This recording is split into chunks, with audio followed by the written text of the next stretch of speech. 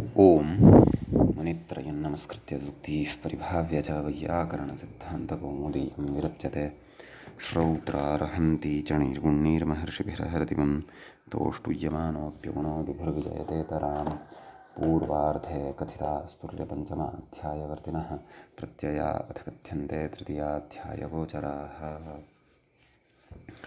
नमः सर्वेभ्यः श्रोतृभ्यः। अस्माभिः गतपाठे यद्यत् पठितं तद् एकवारं स्मरामः। वयं वैयाकरणसिद्धान्तकौमुदी इत्याख्यस्य ग्रन्थस्य स्वरप्रकरणे समासस्वरप्रकरणं पठन्तः स्मः। समासस्वरप्रकरणस्यास्य अस्माकं क्रमे तत्र एकविंशः पाठः गतपाठः प्रवृत्तः। अस्मिन् एकविंशे पाठे तत्र सर्वादौ वयं सूत्रं पठितवन्तः संज्ञायामनाचितादीनाम् इति। तस्य अर्थः दृष्टः।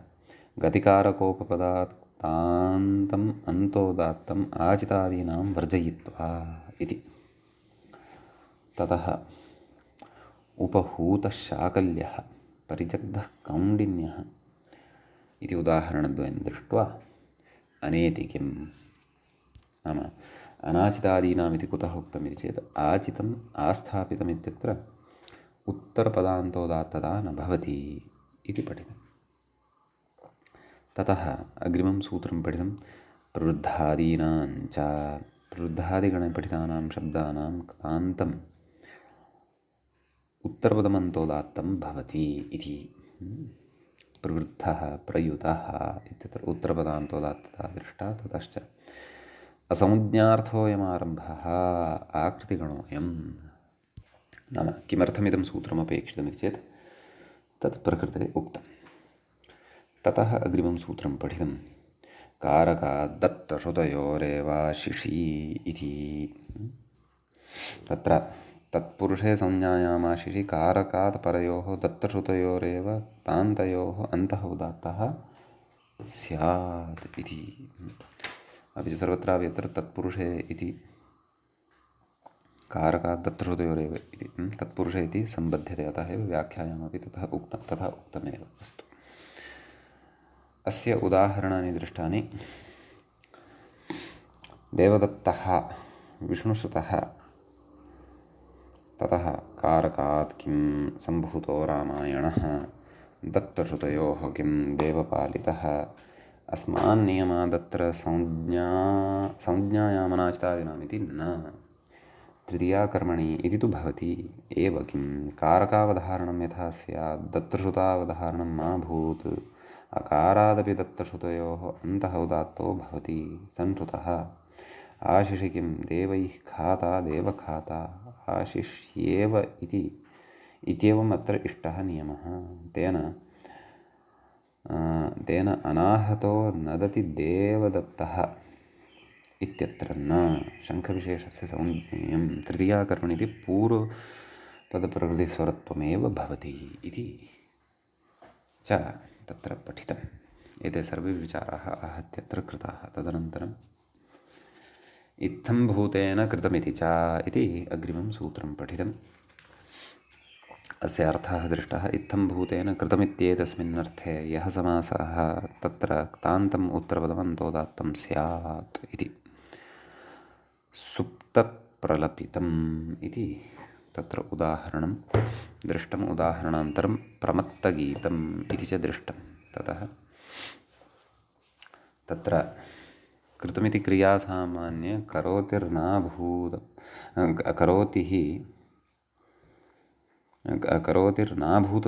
न अभूतप्रादुर्भावे एव तेन प्रलपितमित्याद्यपि कृतं भवति। नाम प्रयोगाः एते सम्भवन्ति, क्लेशो नास्ति इति। तृतीयाकर्मणि इत्यस्यापवादः भवति अयं। कः इत्थं भूतम् इत्थं भूतेन कृतमिति च इति भावः सम्यक्। ततः सूत्रं पठितम् अनोभावकर्मवचनः कारकात् परम् अनप्रत्ययान्तं भाववचनं कर्मवचनं च अन्तोदात्तं भवति। पयः पानं सुखं राजभोजनाशालयः इति उदाहरणद्वयं पठितं। ततः अनः किं हस्तादायः इति उदाहरणान्तरं दृष्टं। भेति किं दन्तधावनम् इति च पठितं। कर्णे ल्युट् क्व दन्तधावनम् इत्यत्र इति भावः। कारकात् किं निदर्शनम् इति इमानि प्रत्युदाहरणानि च चर्चितानि। ततः मङ्क्तिव्याख्यानशयनासनस्थानयाजकादिक्रीताः इति अग्रिमं सूत्रं पठितं। सूत्रस्य अर्थः दृष्टः। कारकात् पराणि एतानि उत्तरपदानि अन्तोदात्तानि तत्पुरुषे इति। कृत्स्वरापवादः।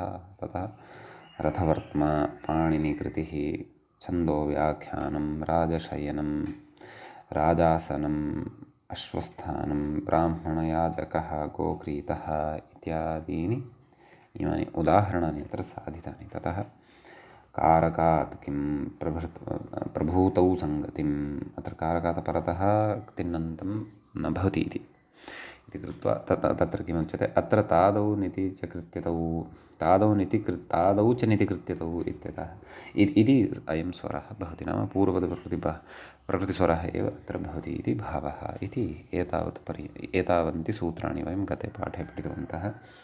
गतपाठस्य अन्ते व्याख्यापङ्क्तयः इत्थमासन्।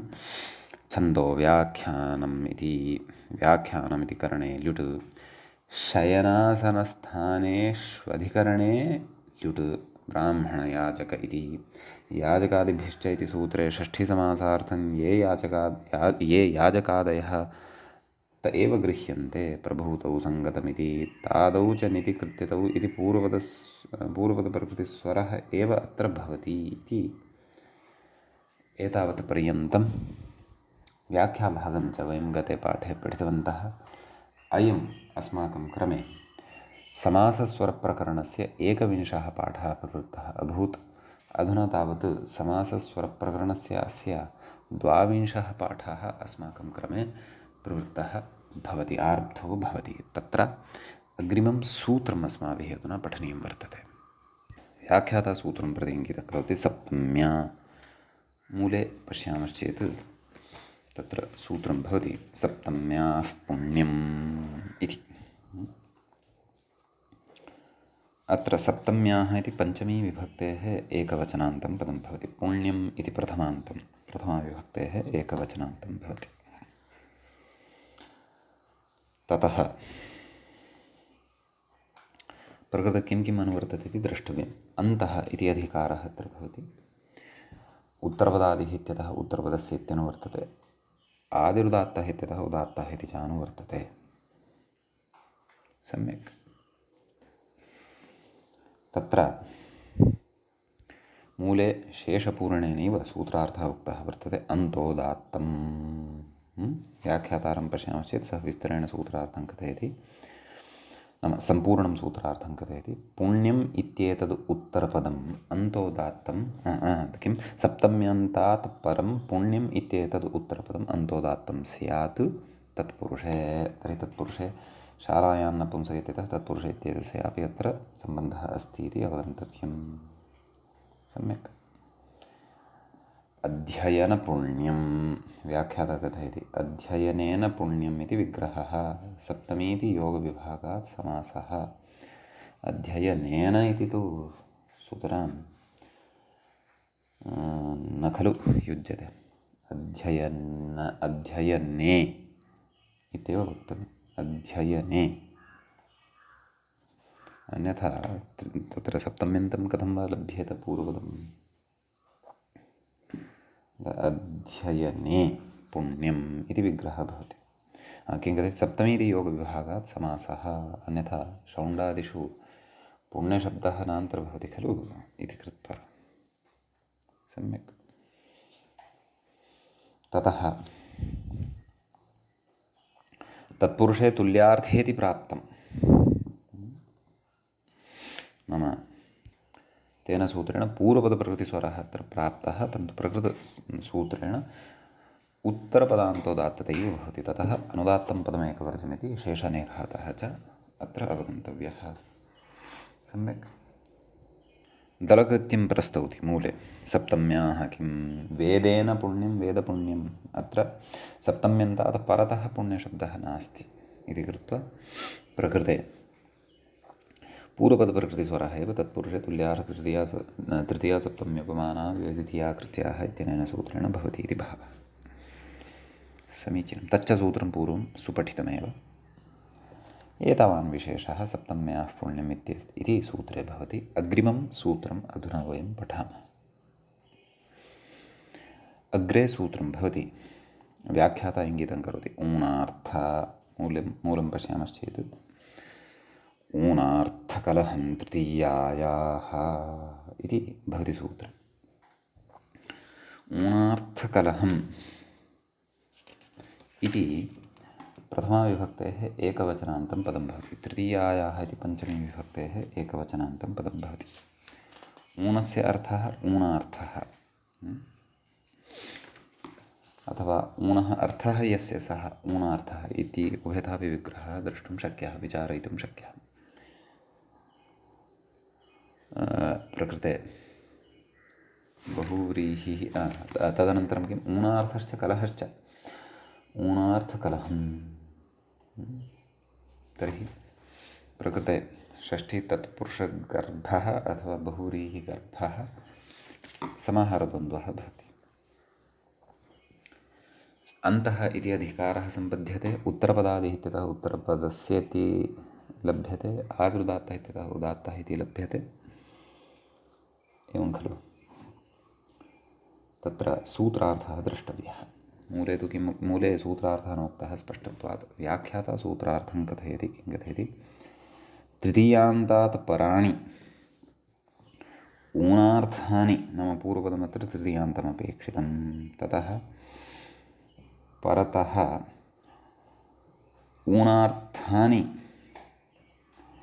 कलहश्च नाम ऊणार्थे विद्यमानः शब्दः अपि च कलहशब्दः वा भवति यदि परतः, तदा एतान्युत्तरपदान्यन्तोदात्तानि स्युः। नाम ऊणार्थानि इति ऊणार्थानि उत्तरपदानि यदि भवन्ति, कलहः इति च उत्तरपदं यदि भवति, तर्हि तस्य अन्तोदात्तता भवति इति। उदाहरणेषु पूर्वसदृशिति तृतीया समासः इति व्याख्याता कथयति खलु। पूर्वसदृशसमोनार्थकलहनिपुणमिश्रलक्षणैः इति पूर्वं पठितमस्ति खलु। अतः आम् माशोनं खलु, माशेण ऊनं माशोनं, माशेण विकलं माशविकलं, वाचाकलहः वाक्कलहः इत्यस्ति। एवञ्च प्रकृते तदेव सर्वत्रापि पूर्वपदं नाम उदाहरणेषु तृतीयान्तम् अस्ति एव, ततः परतः उत्तरपदं यद् वर्तते तस्य उत्तरपदस्य तत्र नाम अन्तोदात्तता भवति इति। तृतीया पूर्वपदप्रकृतिस्वरापवादोऽयं पूर्वपदप्रकृतिस्वरः अत्र प्राप्तः भवति, तस्य अयम् अपवादः भवति। तत्रापि तृतीयान्तं यत् पूर्वपदम् एवं खलु इति। केचित् इत्यादि मूले पश्यन्तु। अत्र केचिदर्थेति स्वरूपग्रहणमिच्छन्ति धान्यार्थः एवं खलु। तथा चेत् धान्येनार्थः अत्रापि तर्हि उत्तरपदान्तोदात्ततां कथयन्ति, ततः अनुदात्तं पदमेकवर्जमित्यनेन शेषनिघातञ्च वदन्ति इति भावः। अग्रे कथयति नन्वेवं ऊनशब्दस्यापि स्वरूपग्रहणं प्रसज्येत, ततश्च तदर्थानाम् अन्येषां ग्रहणं च स्यादिति इत्यत आह ऊनशब्देन त्विति। ऊनशब्देन तु अर्थनिर्देशार्थेन तदर्थानां ग्रहणमिति प्रतिदोक्तत्वादेव सिद्धे तृतीयाग्रहणं स्पष्टार्थम् इति खलु। नाम प्रकृते लक्षणप्रतिदोक्तयोः प्रतिदोक्तस्यैव ग्रहणमित्यनेनैव ऊणार्थानामपि ग्रहणं भवति इति कृत्वा तृतीयाग्रहणं सूत्रे तृतीयायाः इति ग्रहणं स्पष्टार्थं वर्तते। तन्न क्रियते चेदपि अभीष्टार्थलाभः भवति इति वदति ग्रन्थकारः। सम्यक्। कथयति अग्रे किं करोति? ततश्च तदर्थानाम् अन्येषां ग्रहणं न स्यात् तत आह ऊनशब्देन इति अर्थनिर्देशार्थत्वं तु व्याख्यानात् अवसेयम्। नाम तृतीयाग्रहणमिति अर्थनिर्देशार्थत्वं भजते इति व्याख्यानात् अवसेयं नाम निश्चेतव्यम् इति अयं कथयति। एवं खलु मूले तु उक्तं नाम तृतीयाग्रहणं स्पष्टार्थम् इति एतावान् विशेषः अस्मिन् सूत्रे भवति। अग्रिमं सूत्रम् अधुना पठामः। व्याख्याता मूलसूत्रं प्रति मूलं प्रति इङ्गितं करोति। मिश्रञ्च समग्रं सूत्रम् एवं भवति। मिश्रञ्चानुपसर्गमसन्धौ इति। सम्यक्। पदच्छेदमादौ पश्यामः। मिश्रम् इति प्रथमाविभक्तेः एकवचनान्तं भवति। च इति अव्ययपदं भवति। ततः अनुपसर्गम् इति प्रथमाविभक्तेः एकवचनान्तं भवति। असन्धौ इति सप्तमीविभक्तेः एकवचनान्तं भवति। एवं खलु। अविद्यमानः उपसर्गः यस्मिन् तत् अनुपसर्गम्। अविद्यमानः सन्धिः यस्मिन् न सन्धिः असन्धिः तस्मिन् असन्धौ न सन्धिः असन्धिः तस्मिन् असन्धौ इति एवमत्र नैतत्पुरुषत्वेन व्याख्येयम्। एवं खलु। ऊनार्थकलहं तृतीयायाः इत्यतः तृतीयायाः इत्यनुवर्तते। अन्तः इति अधिकारस्तु अस्ति एव। उत्तरपदादिः इत्यतः उत्तरपदस्य इत्यनुवर्तते। आदिरुदात्तः इत्यतः उदात्तः इति च अत्र अनुवर्तते। सम्यक्। ततः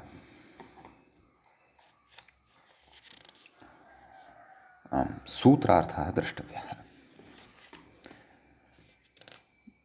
तत्र सन्धि इत्येतस्य अर्थः मूले उक्तः वर्तते।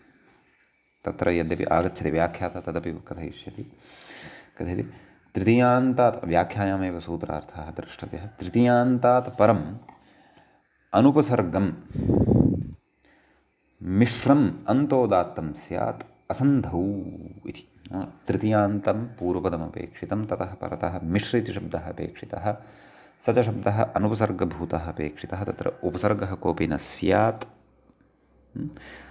मिश्रम् अन्तोदात्तं तादृशमिश्रशब्दस्य अन्तोदात्तता भवति असन्धौ गम्यमाने इति भावः। कथयति अयमपि तत्पुरुषे तुल्यार्थतृतीया इत्यस्य अपवादः। यथा गतसूत्रे उक्तं खलु किं तृतीयापूर्वपदप्रकृतिस्वरापवादोऽयं तत्पुरुषे तुल्यार्थ इत्येतस्य इति भावः। एवं खलु। तर्हि कः नाम सन्धिः? कथयति पणबन्धेनैकार्थ्यं मूले पश्यन्तु पणबन्धेन ऐकार्थ्यं सन्धिः इत्युच्यते। तद् इतोपि स्पष्टं करोति। पणबन्धः परिभाषणं यदि मे भवान् इदं कुर्यात् अहमपि भवतः करिष्यामीत्येवं रूपम्। एतादृशः तदेव एतादृशपणबन्धेन ऐकार्थ्यं यत् क्रियते तद् ऐकार्थ्यं सन्धिरिति उच्यते। अत्र तद् स्पष्टतया व्याख्यात्रा उक्तमेव इतोपि सरलतया। तर्हि तादृशः सन्धिः नापेक्षितः इति भावः। सम्यक्। तर्हि तत्र उदाह्रियते किं तिलमिश्राः इति। तर्हि तत्र तिलैः मिश्राः इति भवति। पूर्वसदृशसमोनार्थकलहनिपुणमिश्रश्लक्षणैः तद् व्याख्याता स्मारयन्नस्ति। पूर्वसदृशसमोनार्थ इति समासः। तर्हि पूर्वपदं तृतीयान्तं वर्तते। ततः मिश्रशब्दः उत्तरपदत्वेन भवति। तच्च अनुपसर्गभूतं भवति। सन्धिविषयोऽपि अत्र नास्ति इति कृत्वा उत्तरपदादिस्वरः अत्र भवति। तत्पुरुषे तुल्यार्थ इत्यादि प्रबाध्य इति भावः। सर्पिमिश्राः सर्पिषा मिश्राः सर्पिमिश्राः। सम्यक्। अत्रापि पूर्ववत्समासः। अपि च पूर्वपदप्रकृतिस्वरत्वं प्रबाध्य उत्तरपदान्तोदात्तत इव भवति अनुदात्तं पदमेकवर्जम् इति शेषनिघातः उभयत्रापि यथायथम् अवगन्तव्यः। सम्यक्। ततः मिश्रं किं गुडधानाः भक्षेण मिश्रीकरणमिति समासः। अत्र मिश्रशब्दः परतः नास्ति। तत्र तृतीयान्तं पूर्वपदं स्यान्नाम परन्तु मिश्रशब्दपरकत्वाभावे प्रकृते समासान्तोदात्तता एवं उत्तरपदान्तोदात्तता न भवति इति भावः।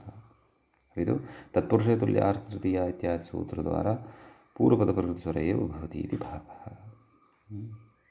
ततः शेषनिघातः स्वरितादिविधानं च यथायथम् अवगन्तव्यम्।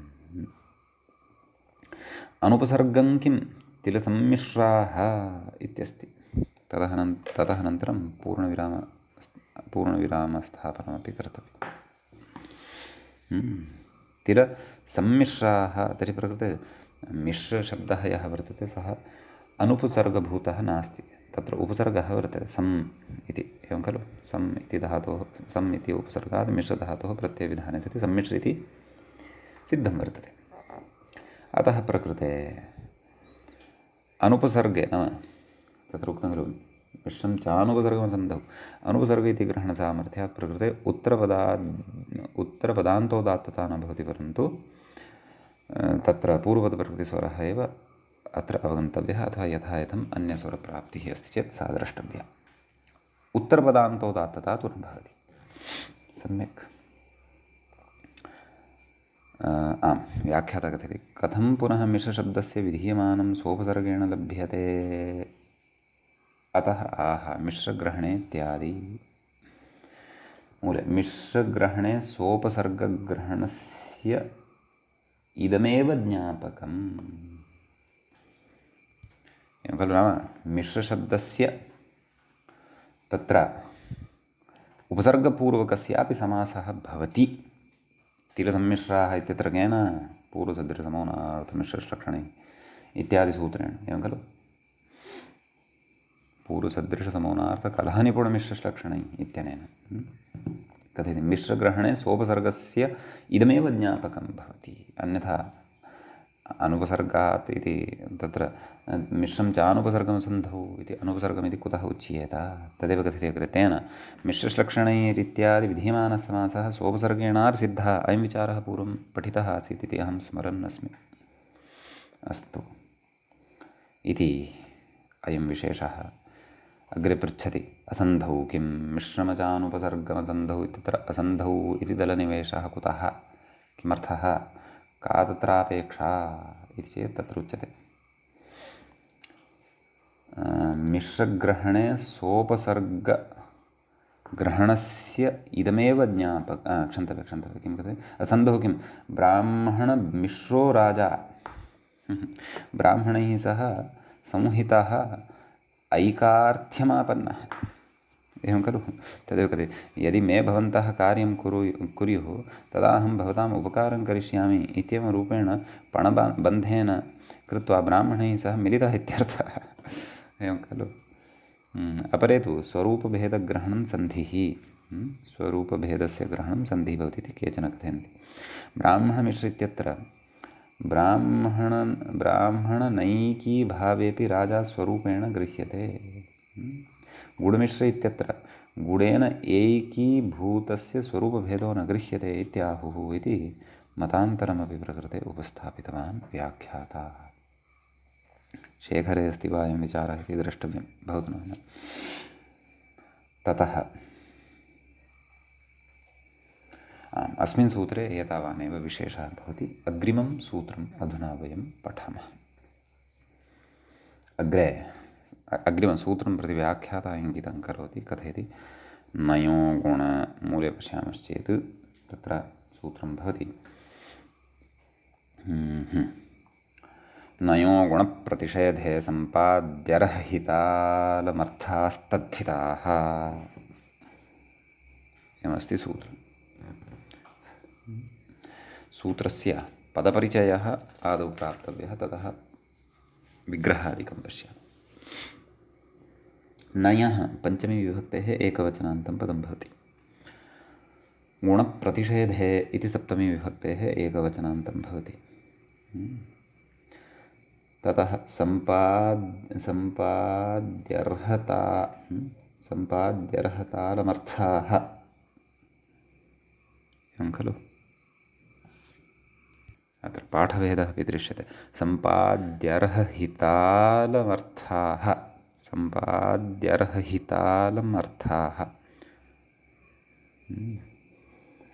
इति प्रथमाविभक्तेः बहुवचनान्तं।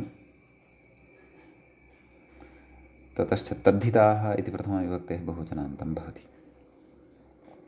सम्यक्। तत्र समासविचारः नाम प्रकृते समस्तपदानि यानि सन्ति तेषां विग्रहविचारः विधेयः। गुणानां प्रतिषेधः गुणप्रतिषेधः एवं खलु। षष्ठी तत्पुरुषः भवति। सम्पादि च अर्हञ्च हितञ्च हितञ्च अलञ्च एवं खलु। सम्पादि च अर्हञ्च हितञ्च इत्युक्तं खलु। सम्पाद्यर्हहितालं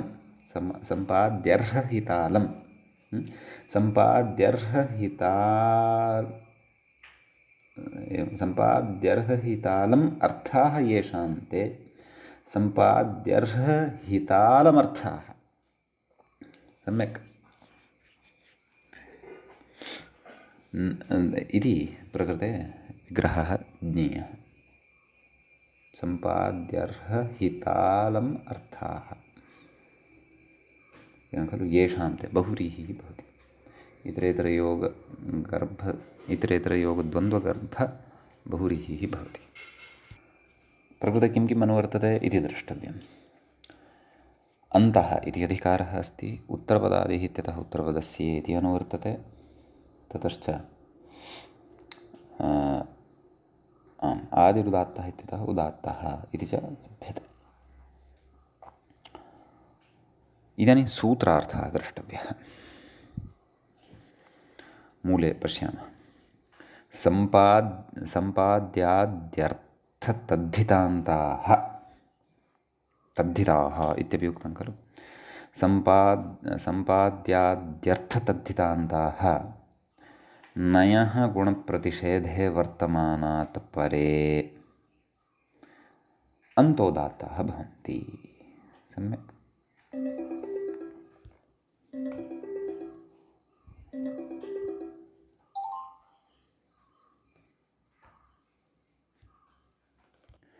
प्रकृते नाम यः सूत्रार्थः कृतः खलु, नाम सम्पाद्याद्यर्हतद्धितान्ताः नयः गुणप्रतिषेधे वर्तमानात् पर्यन्तोदात्ताः। तत्र गुणः हि तद्धितार्थे प्रवृत्तिनिमित्तं सम्पादित्वाद्युच्यते। तत्प्रतिषेधः यत्र उच्यते तत्रायं विधिः इति अयं विषयः अग्रे मूले इतोपि विस्तरेण स्पष्टः भविष्यति। तत्र सामान्यतया अत्र नाम गुणप्रतिषेधत्वमपेक्षितम्, अपि च तद्धितान्ताः सम्पाद्याद्यर्थाः अपेक्षिताः, सम्पाद्याद्यर्थाः तद्धितान्ताः अपेक्षिताः। ततः नयः परतः तत्र एवं खलु येषाम् अन्तोदात्तता भवति इति। नाम पूर्वपदमत्र नै एव भविष्यति। उत्तरपदत्वेन प्रकृते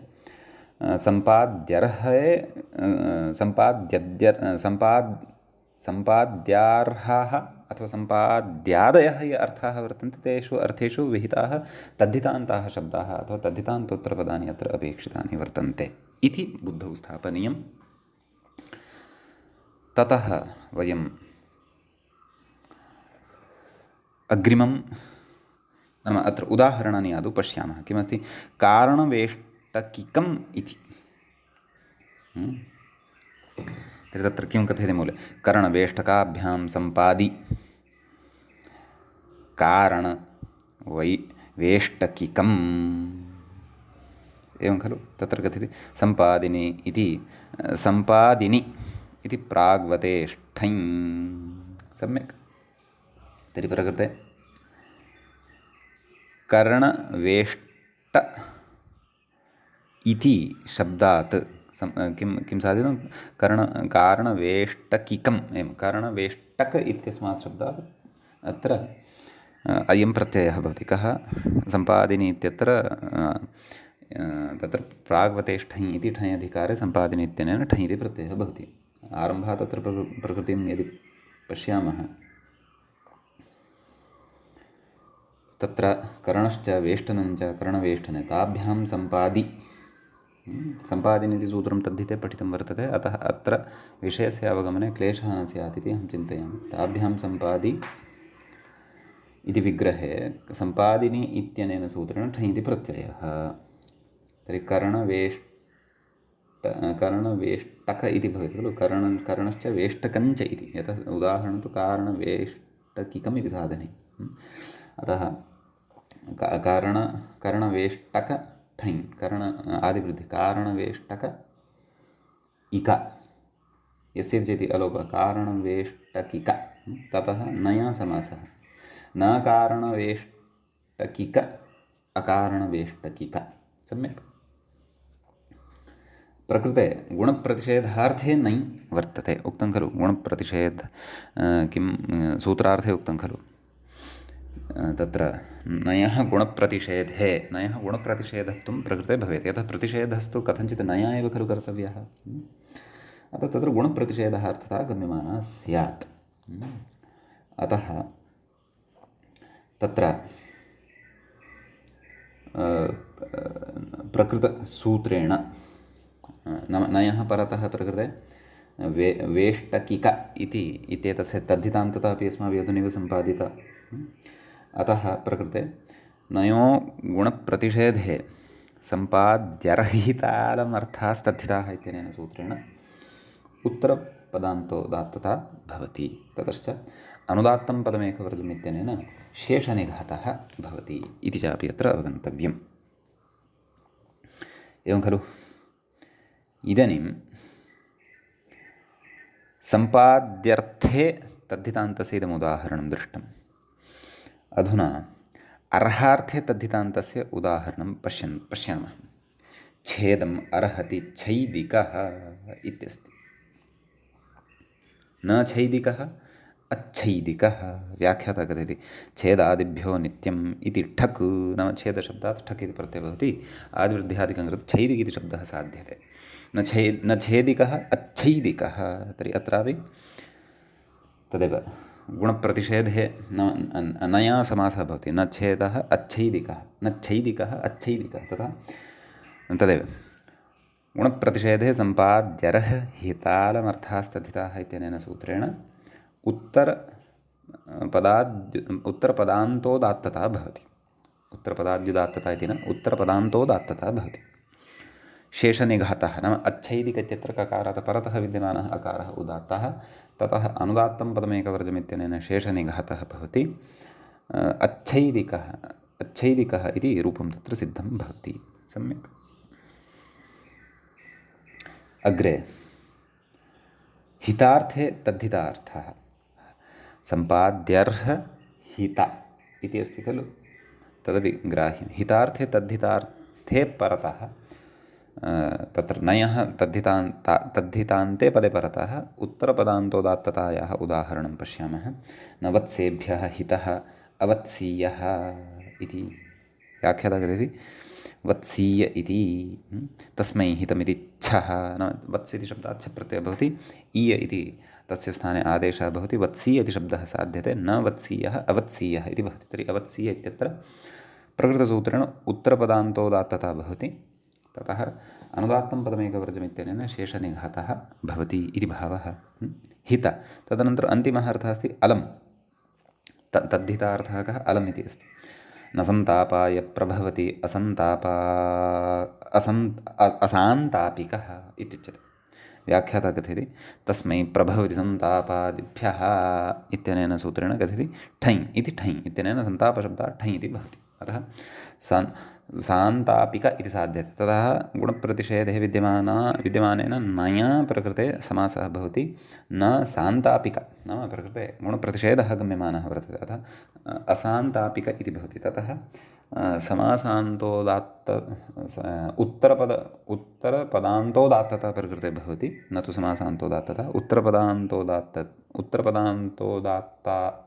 उत्तरपदान्तोदात्ततायां सत्यां प्रकृते ककारात् परतः यः अकारः सः उदात्तः भवति, अनुदात्तं पदमेकवर्जमित्यनेन शेषनिघातः भवति इति भावः। सम्यक्।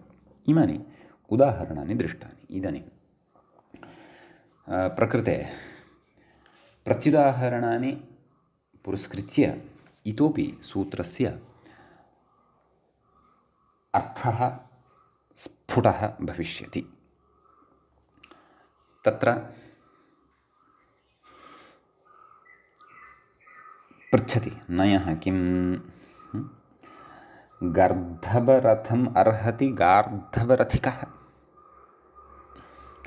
द्विगार्धभरथिकः एवं खलु। अत्र नयः नास्ति, अतः प्रकृते नाम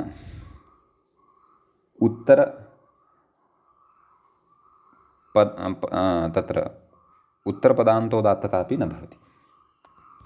यद्यपि अत्र तद्धितार्थं तु एकमेव पदं भवति, समस्तपदं किं गर्भरथम् इत्येव व्याख्याता कथयति। अव्ययपूर्वपदप्रकृतिस्वर एव अत्र भवति। केन?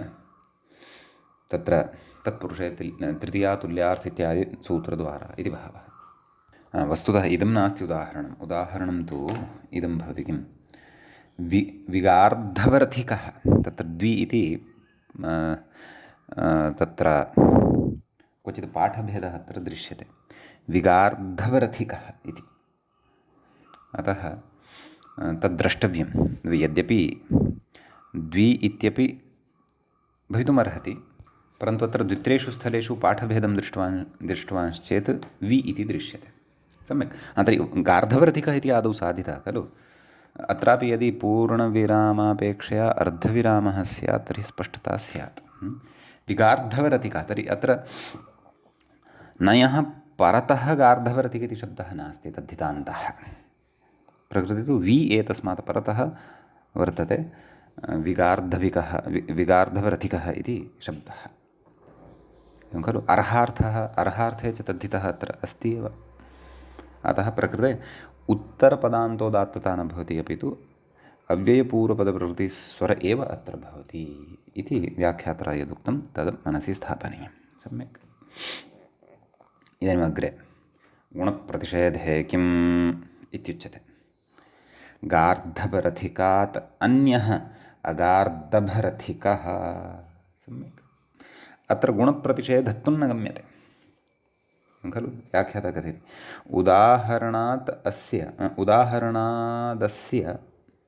उदाहरणात् अस्य विशेषं दर्शयितुं, नाम यद् उदाहरणं प्रस्तुतं तस्मात् अस्य प्रत्युदाहरणस्य इति भावः। विशेषं दर्शयितुं गुणप्रतिषेध इति सूत्रावयवं व्याचष्टे। गुण इति नाम गुणः नाम कः? मूले उक्तं खलु किं गुणो हि तद्धितार्थे प्रवृत्तिनिमित्तं सम्पादित्वादि उच्यते। नाम तद्धितार्थे प्रवृत्तिनिमित्तं, नाम तद्धितस्य अर्थे प्रवृत्तेः निमित्तं नाम कारणं यद्भवति सम्पादित्वादि तद् प्रकृते उच्यते। सम्यक्। व्याख्याता कथयति तद्धितार्थे प्रवृत्तिनिमित्तमिति। तद्धितार्थः सम्पाद्यादि यस्य तत् प्रवृत्तिनिमित्तम् इति अस्ति। ततश्च तत्प्रतिषेधः यत्र उच्यते तत्रायं विधिः, तत्र एव अयं विधिः प्रवर्तते इति भावः। सम्यक्। अतः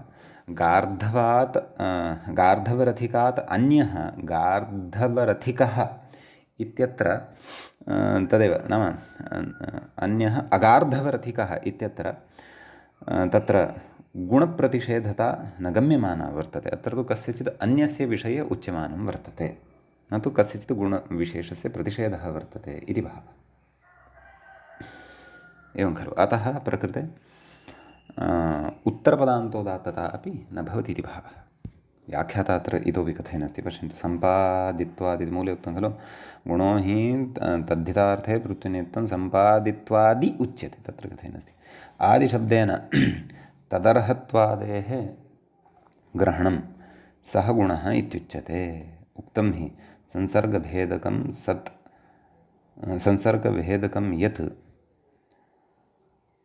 यद्यत् सव्यापारं प्रतीयते गुणत्वं परतन्त्रत्वात् तस्य शास्त्रे उदाहृतम् इति गुणत्वस्य एतत् लक्षणमुच्यमानं वर्तते वोढेति इति तु अन्तिमं तत्र प्रत्युदाहरणं चर्च्यमानं वर्तते अस्तु ततः पूर्वं किं कथयति नाम तर्हि प्रकृते गुणप्रतिषेधे किमिति उक्त्वा गार्धवरथिकाद् अन्यः अगार्धवरथिकः इति उक्त्वा गुणः नाम अत्र कीदृशः इति तद् उक्तं गुणो हि तद्धितार्थे प्रत्यनियुक्तं सम्पादित्वाद्युच्यते तत्प्रतिषेधो यत्र उच्यते तत्रायं विधिः करणवेष्टकाभ्यां न सम्पादि मुखमिति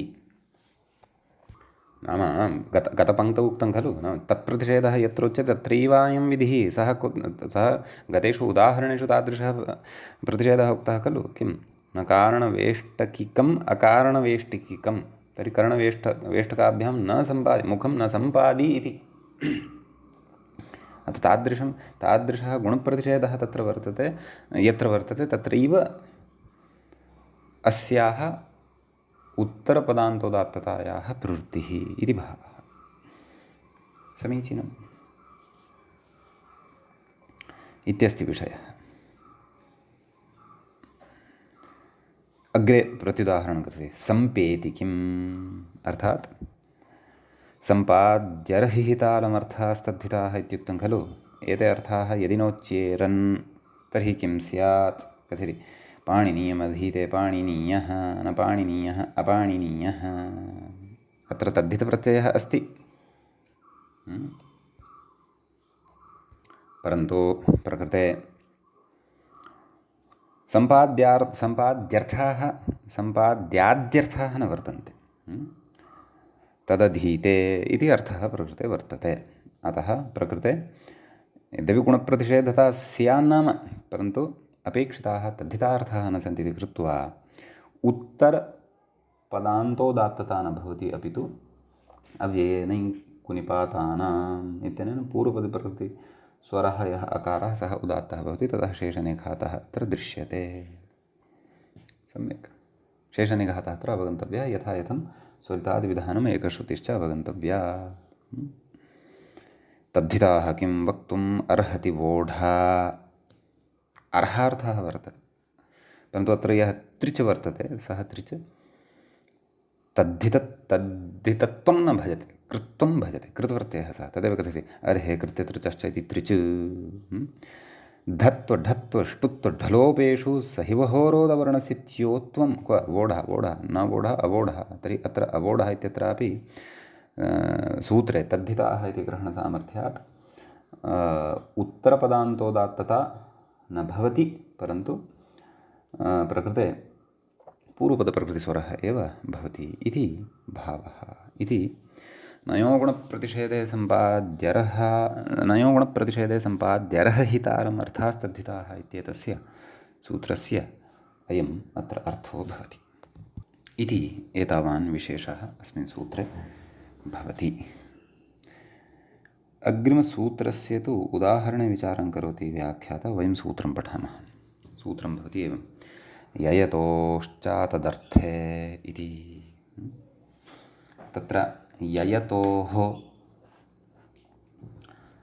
इति सप्तमी विभक्तेः द्विवचनान्तं पदं भवति अतदर्थे इति सप्तमी विभक्तेः एकवचनान्तं पदं भवति यश्च यत् च ययतौ इतरेतरयोगद्वन्द्वः भवति तयोः ययतोः तस्मै इदं तदर्थं न तदर्थम् अतदर्थं चतुर्थी तत्पुरुषगर्भनै तत्पुरुषसमासः अत्र भवति तत्र नयो गुणप्रतिषेधे सम्पाद्यर्हितालमर्थास्तद्धिताः इत्यतः नयः इत्यनुवर्तते गुणप्रतिषेधे इति अपि इति चापि अनुवर्तते, तद्धिताः इति चापि अनुवर्तते। अन्तः इति अधिकारः अस्ति, उत्तरपदादिः इत्यतः उत्तरपदस्य इति अनुवर्तते, उदात्तः आदिरुदात्तः इत्यतः उदात्तः इति च अनुवर्तते। सूत्रस्य अर्थः द्रष्टव्यः। ययतौ यौ तद्धितौ, तद्धितेषु यप्रत्ययः विपठितः, यत् इति प्रत्ययोऽपि पठितः, तदन्तस्य उत्तरपदस्य, तदन्तम् उत्तरपदमपेक्षितं, नाम य यस्य अन्ते भवति अथवा यत् यस्य अन्ते भवति, नयः गुणप्रतिषेधविषयात् परस्य, नयः परत्वमपेक्षितम्, अन्तः उदात्तः स्यात्। किञ्चिदिव निमित्तेषु भेदः वर्तते, अन्यथा पूर्वदेव सर्वम् अत्रापि वर्तते। सम्यक् इति। ततः तत्र उदाह्रियते, अपाश्य इत्यत्र विचारः करिष्यते। य प्रत्ययान्तता आदौ उदाह्रियमाणा वर्तते। पाशानां समूहः पाश्यानपाश्या अपाश्या पाश्येति व्याख्यातः। तत्र पाश्येति समूहे पाशादिभ्यो यः, पाशानां समूहः इत्येतस्मिन् अर्थे यः प्रत्ययः। पाशय ततः यस्येति चेति पाश्य, पाश्या अदन्तलक्षणे टापि स्थितितो विवक्षायाम् पाश्या इति सिद्ध्यति। ततः न पाश्या अपाश्या इति भवति। तर्हि अत्र तदेव उत्तरपदान्तोदात्तत्वमेव भवति ययतोश्चादर्थ इत्यनेन सूत्रेण। एवं खलु। अतदर्थे किम् इति विषयस्य अग्रे स्पष्टता भविष्यति, नाम तत् किमर्थम् उक्तं, तस्य विग्रहः तु अस्माभिः दृष्टः आसीदेव। अस्तु, अदन्त्यम् इति कथयति अग्रे। शरीरावयवाच्च इति यत्, यत् प्रत्ययान्तस्य इदमुदाहरणं वर्तते। दन्त्यमादौ साध्यते, दन्तशब्दात् यति सति दन्त्यति साध्यते, न दन्त्यम् अदन्त्यम्। अत्रापि उत्तरपदान्तोदात्तता एव ययतोश्चादर्थ इत्यनेन सूत्रेण भवति इति भावः। सम्यक्। अग्रे पृच्छति, अतदर्थे किम् अपाद्यम् इति कथयति। अपाद्यमिति पादार्घाभ्याम् इति यत्, नाम एतेन सूत्रेण या उत्तरपदान्तोदात्तता उच्यमाना वर्तते तत्र अतदर्थता गम्यमाना स्यात्। नाम तत्र यः तद्धितप्रत्ययः विहितः वर्तते, सः तद्धितप्रत्ययः तत्र यस्याः प्रकृतेः विहितः वर्तते, तन्निमित्तं तत्प्रकृत्यै विहितः न स्यात्। प्रकृते तु तथा नास्ति। प्रकृते तु तदर्थता वर्तते। क्व अपाद्यम् इत्यत्र पादम् अर्हति अथवा पादाभ्याम् इदम्, अत्र पादार्घाभ्यां चैतन्येन सूत्रेण यत् इति प्रत्ययः भवति, पाद्यति साध्यते। नया समासः अस्ति चेदपि प्रकृते उत्तरपदान्तोदात्तता न भवति, यतः पादप्रक्षालनादिनिमित्तमेव पाद्यं प्रकृते जलं भवति इति कृत्वा साक्षादेव अत्र तदर्थता वर्तते। सूत्रस्य प्रयोगस्तु अथवा सूत्रेण तु अतदर्थतायामेव तत्र अन्तोदात्तता, उत्तरपदान्तोदात्तता भवति। फलतः अव्यये नैको निपातानाम् इत्यनेन पूर्वपदप्रकृतिस्वरः आद्युदात्तः भवति। ततः तत्र नाम अनुदात्तं पदमेकवर्जम् इति उदात्तादनुदात्तस्य स्वरितः इति स्वरितासंहितायाम् अनुदात्तानाम् इति च यथा यथं प्रवर्तते। तद्धितः किम् अदेयम्। सम्यक्। अयन्तु अदेवम् इति किमपि कथयति, तथा नास्ति। अदेयम् इति अस्ति खलु। कथयति व्याख्याता, डुदायदाने अर्हार्थे अचो यत् ईद्यदिति ईत्वे गुणः। अतः प्रकृते तद्धितान्तता नास्ति। नाम यः प्रत्ययः प्रकृते, यत् यः प्रत्ययः अस्ति सः तद्धितप्रत्ययः नास्ति, कृतप्रत्ययः वर्तते इति कृत्वा न देयम् अदेयम् इत्यत्र अव्यये नैकुनिपातानाम् इत्यनेन पूर्वपदप्रकृतिस्वरः एव भवति, न तु उत्तरपदान्तोदात्तता अत्र भवति इति भावः। अग्रे व्याख्याता कथयति, अवामदेव्यं तत्तु अग्रे गतम्। अस्तु, गुणप्रतिषेधे किं दन्त्यात् अन्यत् अदन्त्यम्। अत्र गुणप्रतिषेधः नास्ति। अत्र दन्त्यात् अन्यत् किमपि विवक्षितं भवति। यथा साक्षात् पूर्वम् अस्माभिः प्रत्युदाहरणं कृतं, प्रत्युदाहरणं दृष्टं खलु, किं गार्धवरथिकात् अन्यः अगार्धवरथिकः, तादृशम् अन्यत्वम् अत्र विवक्षितं वर्तते। अतः अत्र गुणप्रतिषेधः नास्ति इति कृत्वा उत्तरपदान्तोदात्तता अपि न भवति, अपि तु तदेव पूर्वपदप्रकृतिस्वरः एव प्रकृते भवति इति च अवगन्तव्यम्। अग्रे कथयति, तदनुबन्धग्रहणे न अतदनुबन्धकस्य इति नेह अवामदेव्यं। परिभाषा अस्ति खलु, तदनुबन्धकग्रहणे न अतदनुबन्धकस्य इति। अर्थात् यम् अनुबन्धमादाय सूत्रे निर्देशः अथवा पाठः कृतः वर्तते, तद् अनुबन्धभिन्नस्य ग्रहणं न भविष्यति इति भावः। प्रकृतसूत्रे य इति अनुबन्धरहितस्य, यत् इति तकारानुबन्धसहितस्य च ग्रहणं कृतं वर्तते। अतः प्रकृते ड्य इति डकारानुबन्धस्य य इत्येतस्य ग्रहणं न भविष्यति। एवं खलु, सर्वत्र य य य इत्येव अवशिष्यते चेदपि तत्र तदेव तदनुबन्धकग्रहणे न अतदनुबन्धकस्य ग्रहणं। तदनुबन्धकः अत्र यत् वर्तते तत् तकारेण यः पठितः वर्तते, अतः अतदनुबन्धकस्य डितः ग्रहणं प्रकृते न भवति इति भावः। तेन किं नेह अवामदेव्यं, वामदेवेन दृष्टमित्यर्थे वामदेवाड्डिड्यौ इति ड्यः तद्धितेषु पठितः वर्तते, जानीमः। अतः प्रकृते तत्र न वामदेव्यः अवामदेव्यः इत्यत्र उत्तरपदान्तोदात्तता न भवति, अपि तु अव्यये नैकुनिपातानाम् इत्यनेन पूर्वपदप्रकृतिस्वर एव प्रकृते भवति। अव्यये नैकुनिपातानाम् इति च अस्माभिः तत्पुरुषतुल्यार्थे इत्यादि सूत्रे पठितं वर्तते। सम्यक् इति एतावान् विशेषः अस्मिन् सूत्रे भवति। अग्रिमं सूत्रम् अधुना वयं पठामः। अग्रे सूत्रमुच्यते, व्याख्याता तु उदाहरणचर्चां करोति, वयं सूत्रं पश्यामः। अच्कावशक्तौ इत्यस्ति। प्रकृतसूत्रे पदच्छेदमादौ पश्यामः। अच्कौ इति प्रथमं पदं भवति, प्रथमविभक्तेः द्विवचनान्तम्। अशक्तौ इति द्वितीयं पदं, सप्तमीविभक्तेः एकवचनान्तं भवति। विग्रहः अच्च च कश्च, अच्कौ इतरेतरयोगद्वन्द्वः भवति। न शक्तिः अशक्तिः, तस्याम् अशक्तौ इति विग्रहः। ततः प्रकृते नयो गुणप्रतिषेधे सम्पाद्यर्हहितालमर्थास्तद्धिताः इत्यतः नयः इत्यनुवर्तते। अन्तः इति अधिकारस्तु अस्ति एव। उत्तरपदादिः इत्यतः उत्तरपदस्य इत्यनुवर्तते। आदुदात्तः इत्यतः उदात्तः इति च अनुवर्तते। सूत्रार्थः द्रष्टव्यः। अजन्तं कान्तञ्च नयः परम् अन्तोदात्तम् अशक्तौ गम्यायाम्, एवं खलु इति वर्तते। अजन्तं कान्तञ्च नयः परम् अन्तोदात्तं भवति। अशक्त्यर्थः गम्यमानः स्यात्। आपाचः पक्तुं न शक्तः इति भावः। व्याख्यातः पचाद्यच, पचति इति पचः, न पचः अपचः, एवं खलु।